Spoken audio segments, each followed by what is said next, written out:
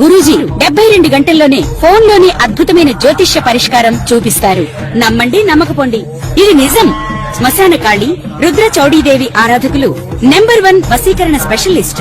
గురూజీ మనిషి పుట్టుక నుండి చనిపోయే వరకు వచ్చే అన్ని క్లిష్టమైన సమస్యలకు పరిష్కారం ఇక్కడ లభిస్తుంది. విద్య, ఉద్యోగం, వ్యవహారం, స్త్రీ ప్రేమ, పెళ్లి, సంతానం, స్త్రీ పురుష వశీకరణం, భూవశం, భార్యాభర్తల కలహాలు, కోర్టు సమస్యలు, విడాకుల సమస్యలు, చేతబడి, అప్పుల బాధ, ఇంకా మీకు ఎలాంటి సమస్యలు ఉన్నా 72 గంటల్లోనే శాశ్వత పరిష్కారం చేయబడును.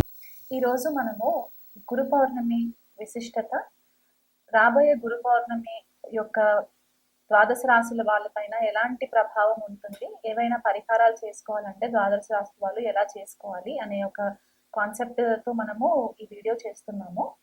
సో గురు పౌర్ణమి విశిష్టత ఏంటి అంటే, జనరల్ గా మనకి ఆషాఢ మాసంలో వచ్చే పౌర్ణమిని గురు పౌర్ణమి అని అంటూ ఉంటారు. దీనికి ఇంకొక పేరు కూడా ఉంటుంది, వ్యాస పౌర్ణమి అని కూడా అంటూ ఉంటారు అనమాట. జనరల్ గా మనకి తెలిసింది ఏంటి అంటే, స్క్రిప్చర్స్ ప్రకారము నారాయణుడు వ్యాస మహర్షి లాగా అవతారం ఎత్తి మానవ రూపంలో మనకి వేదాలని రచించి మానవాళికి ఎంతో మేలు చేసిన మంచి రోజుగా కూడా మనము చెప్తూ ఉంటాం అన్నమాట. వ్యాసుడు పుట్టినరోజు అని కూడా కొంతమంది చెప్తూ ఉంటారు. సో ఈ గురు పౌర్ణమి విశిష్టత ఏంటి అంటే, మనకి మొట్టమొదటిగా వ్యాసుడిని గురువుగా కూడా మనము భావించి వ్యాస మహర్షికి పూజలు కూడా చేస్తూ ఉంటారు కొంతమంది కొన్ని ఆలయాలలో. అలాగే సాయిబాబాని ఎవరైతే ఫాలో అవుతుంటారో వాళ్ళు కూడా గురు రూపేణ బాబాకి కూడా పూజలు చేస్తూ ఉంటారు. అలాగే గురు చరిత్ర పారాయణం చేసుకోవడము, దత్తాత్రేయ పారాయణం చేసుకోవడం కూడా చేస్తూ ఉంటారు. జనరల్ గా ఎవరైనా సరే జన్మ జాతకంలో గురువు కనుక బాగోలేకపోతే ఈ గురు పౌర్ణమి రోజు కూడా స్పెషల్ గా పూజలు చేస్తూ ఉంటారు అనమాట. వాళ్ళకి ఒక మంచి మార్గదర్శకంగా లైఫ్ లీడ్ చేయాలి అనే ఒక ఉద్దేశంతో. సో మనకి ఈ తిథి నక్షత్రాల ప్రకారం చూసుకుంటే కనుక గురు పౌర్ణమి సామాన్యంగా మనకి పూర్వాషాఢ నక్షత్రము లేకపోతే ఉత్తరాషాఢ నక్షత్రంలో వచ్చేలాగా ప్రతిసారి కూడా ఇలాగే అవుతూ ఉంటుంది అనమాట. అంటే ఆషాఢ మాసంలో పౌర్ణమి రోజు పూర్వాషాఢ నక్షత్రం గాని ఉత్తరాషాఢ నక్షత్రం గాని ఉంటుంది అనమాట. సో పూర్వాషాఢ నక్షత్రం 4 పాదాలు కూడా మనకి ధనుసు రాశిలో ఉంటుంది. 1వ పాదం ఉత్తరాషాఢ నక్షత్రం మనకి ధనుసు రాశిలో ఉంది. మిగతా 3 పాదాలు కూడా మనకి మకర రాశిలో ఉంటుంది. సో జనరల్ గా మనకి ఒకటి గుర్తుగా మనం ఎలా పెట్టుకోవచ్చు అంటే, ఆషాఢ మాసంలో వచ్చే పౌర్ణమి మనకి మనకి ధనుసు రాశిలో ఉన్న పూర్వాషాఢ నక్షత్రము లేదా మకర రాశిలో ఉండే ఉత్తరాషాఢ నక్షత్రం పడినప్పుడు మాత్రం మనకి ఈ గురు పౌర్ణమి వచ్చే విశిష్టత కనిపిస్తూ ఉంటుంది అనమాట.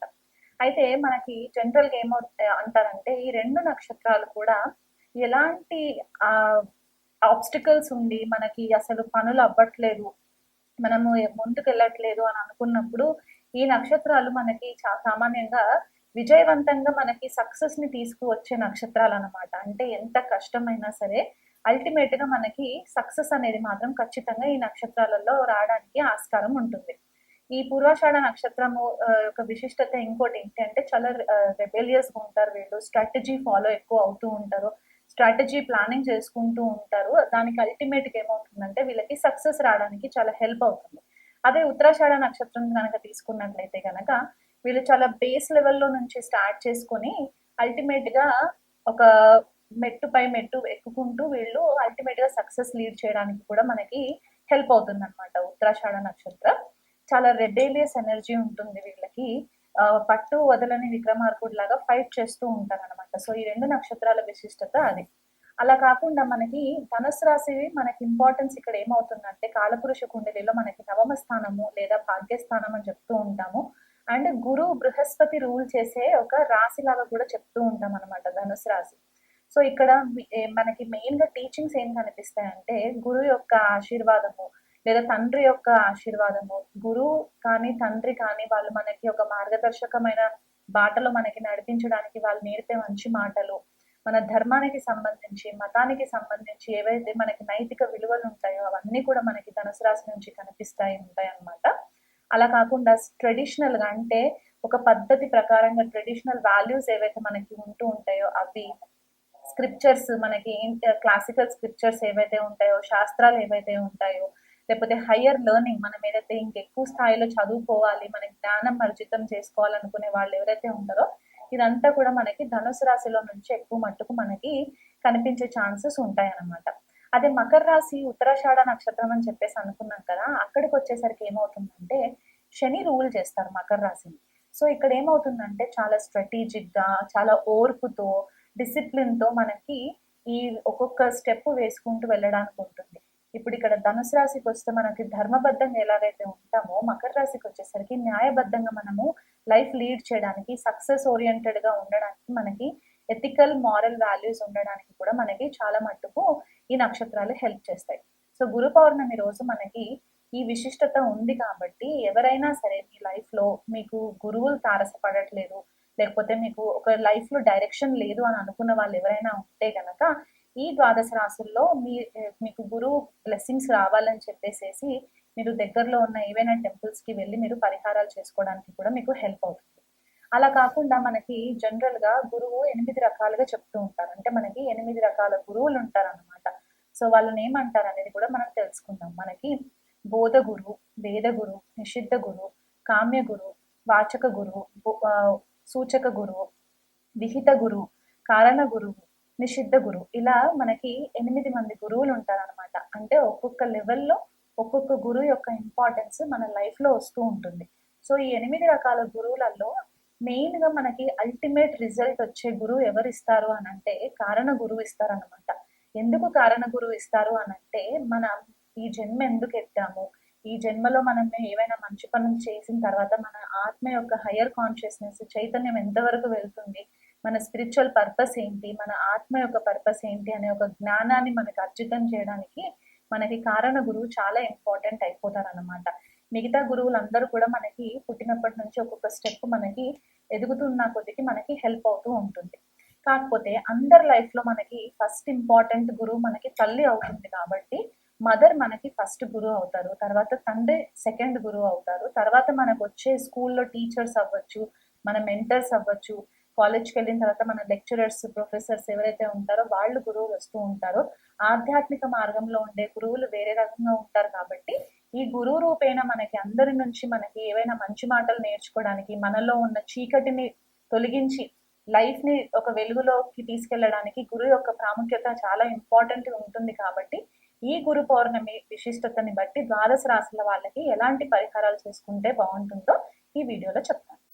వృషభ రాశి వాళ్ళకి ఈ గురు పౌర్ణమి విశిష్టత అండ్ మనకి ఏం పరిహారాలు చేసుకోవాలో తెలుసుకుందాము. గురు యొక్క భావము ఎక్కడ రూల్ చేస్తారంటే వృషభ రాశి వాళ్ళకి అష్టమ భావము, లాభ భావము రూల్ చేస్తారనమాట గురువు వచ్చేసి.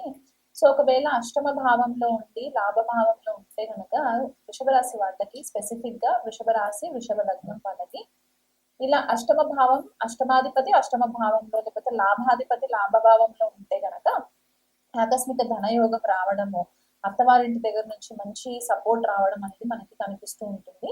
అండ్ నెట్వర్క్ సర్కిల్లో కూడా వీళ్ళకి మంచి పేరు ప్రతిష్టలు రావడము, కొద్దిపాటిగా సోషల్ లైఫ్ కూడా పై స్థాయిలో ఉన్న వాళ్ళంటే పవర్ఫుల్ పొజిషన్స్ లో ఉన్న వాళ్ళతోటి కొద్దిపాటిగా వీళ్ళకి రిలేషన్స్ ఉండడానికి కూడా చాలా మంచి ఆస్కారంగా ఉంటుంది.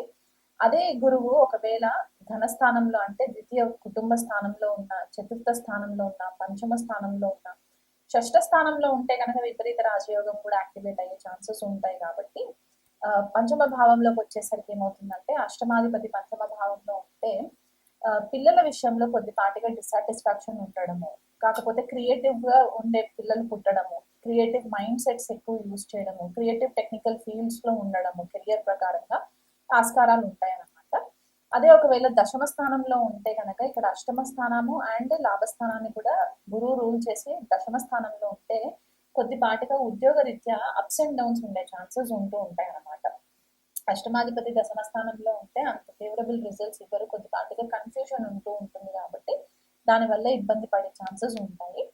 కాకపోతే భాగ్యస్థానంలో ఉంటే గనక సడన్ గా వీళ్ళకి ఏమవుతుందంటే భాగ్యస్థానంలో ఉన్న, షష్ఠ స్థానంలో ఉన్న బ్లెస్సింగ్స్ దగ్గరకు వచ్చేసరికి ఏమవుతాయంటే 1కి 10 సార్లు ప్రయత్నించడం, భాగ్యం సరైన సమయంలో సపోర్ట్ చేయకపోవడం ఇలాంటివి జరిగే ఛాన్సెస్ ఉంటాయి.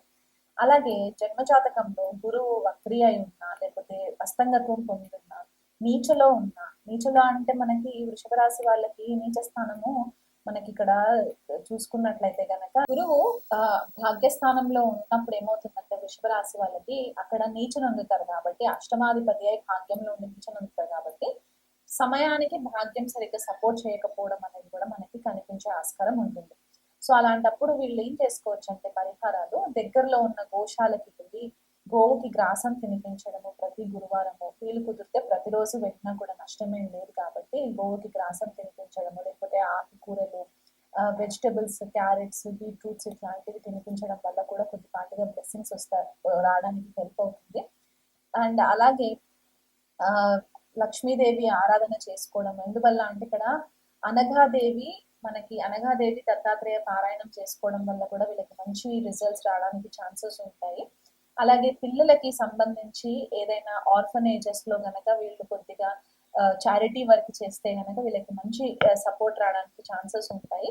గురు పౌర్ణమి రోజు స్పెసిఫిక్ గా చెప్పుకుంటే గనక వృషభ రాశి వాళ్ళు లలిత సహస్రనామ పారాయణం, అంటే లలితాదేవినే గురు స్వరూపంగా భావించి లలిత సహస్రనామము పౌర్ణమి చంద్రుడి వెన్నుల్లో కూర్చొని చేసుకున్నా కూడా వీళ్ళకి మంచి రిజల్ట్స్ రావడానికి ఛాన్సెస్ ఉంటాయి. ఎందుకు స్పెసిఫిక్ గా లలిత సహస్రనామం చెప్పానంటే, వృషభ రాశిలో చంద్రుడు ఉచ్చలో ఉంటారు కాబట్టి, చంద్ర రాశి వృషభ రాశి అయినప్పుడు పౌర్ణమి చంద్రుడి వెన్నెల్లో కూర్చుంటే మీకు ఇంకా బ్లెస్సింగ్స్ ఎక్కువ రావడానికి ఛాన్సెస్ ఉంటాయి కాబట్టి లలిత సహస్రనామం పారాయణం చేసుకోవడం వల్ల కూడా మీకు మంచి రిజల్ట్స్ వస్తాయి. పెద్దవాళ్ళని గౌరవించండి. మీ లైఫ్ లో ఎవరైనా గురువులు ఉంటే గనక గురువు యొక్క మార్గాన్ని ఫాలో అవుతూ ఉండండి. తండ్రితో మంచి రిలేషన్షిప్ ఉండడానికి తండ్రి యొక్క సలహాలని పాటిస్తూ ఉండండి. కొద్దిపాటిగా వృషభ రాశి వాళ్ళకి తండ్రితో కొద్దిపాటిగా డిస్టర్బెన్సెస్ ఉంటూ ఉంటాయి. ఎందుకంటే కాలపురుష కుండలిలో నవమ స్థానంలో న్యాచురల్ గా మనం ఏదైతే చూస్తామో ఆ భాగ్యాధిపతి ఇక్కడ ఈ పర్టికులర్ రాశికి వచ్చేసరికి అష్టమ భావంలో వెళ్తారు కాబట్టి తండ్రితో కానీ గురువుతో కానీ రిలేషన్షిప్స్ కొద్దిగా అప్స్ అండ్ డౌన్ ఉండే ఛాన్సెస్ ఉంటాయి. అదే విధంగా లాస్ట్ ఇంపార్టెన్స్ గురువుకి ఇస్తూ ఉంటారు అనమాట. అంటే హయ్యర్ లెర్నింగ్ కి కానివ్వండి, హయ్యర్ విజ్డమ్ కి కానీ లాస్ట్ ఇంపార్టెన్స్ ఇచ్చే ఛాన్సెస్ ఉంటాయి కాబట్టి ఈ విషయంలో కొద్దిపాటిగా కొంచెం కేర్ఫుల్ గా ఉండి గురు యొక్క పాదుక స్తోత్రం చదువుకోవడము, గురు పారాయణం చేసుకోవడము, గురు బీజమంత్రం చాంటింగ్ చేసుకోవడం ఒక 108 సార్లు కనుక మీరు ప్రతిరోజు అలవాటు చేసుకున్నట్లయితే కనుక మీకు మంచి బ్లెస్సింగ్స్ రావడానికి ఆస్కారం ఉంటుంది.